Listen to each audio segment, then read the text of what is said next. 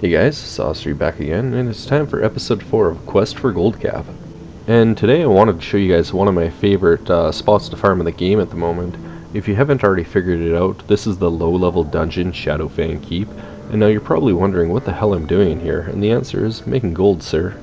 So for this to be most profitable, you either want to be an enchanter or have an enchanter in your group so you can use their disenchant, and you simply just clear the dungeon, disenchant all the blue and green items that you come across, and don't bother trying to sell any of the blues to a vendor because they go for very little, and it's not really worth your time at all.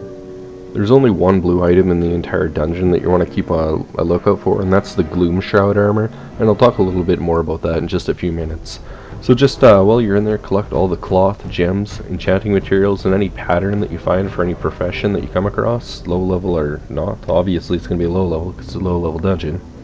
So an entire run of this dungeon takes roughly around 4 minutes, and your loot after 5 runs should look something like this. So after 5 runs, what I got was 8 stacks of linen cloth, 16 stacks of wool cloth, 4 moss agate, 9 shadow gems, 96 strange dust, 17 greater magic essence, 1 greater astral essence, 2 lesser astral essence, 35 small glimmering shards, and 1 stack of silk cloth. And I know it doesn't sound like this stuff will get you a whole lot of gold, but it's actually worth quite a bit when you total it all up and sell it on the auction house.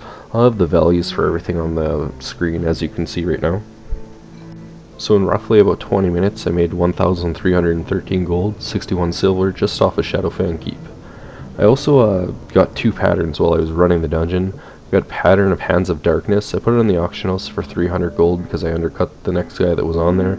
Chances are it won't sell for that much, but then again I have had several low-level recipes from this dungeon that have sold for 150 to 250 gold. There are people out there that do collect them. And I also got a schematic for Easy Throw Dynamite, which I put up for 18 gold. On average for these low-level patterns, you can usually get about 50 gold for them. And one other thing I looted was a Tiger's Eye. I ended up deciding to hang on to it because they were literally only going for 2 silver at the time, and I've usually normally get around 1 to 2 gold for them, if not more, depending on if someone decides to reset the market for them or not. So if you get something like that, just hold on to it because it will sell for more. So if these patterns end up selling with everything else, I should be getting 1,600 gold, but like I said, I don't think the Hands of Darkness will go for that much, but there's a couple of them up there for around that price, so who knows what'll happen. The only thing I'll have problems selling out of all of this is a small glimmering shards, just because they're so hard to sell.